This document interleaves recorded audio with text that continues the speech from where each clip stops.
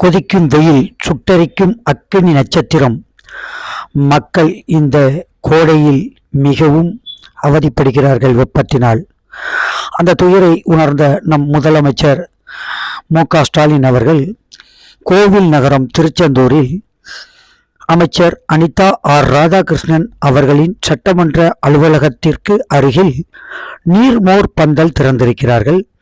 இதில் எலுமிச்சை juice, orange juice, rose milk, கரும்பு ஜூஸ், தர்பூசணி ஜூஸ் போன்ற மோர் போன்ற மக்களின் தாகம் தணிக்க, சூட்டை தணிக்க, மக்களுக்கு புத்துணர்ச்சி தந்திட இந்த குளிர்பானங்களை மக்களுக்காக தந்து கொண்டிருக்கிறார்கள்.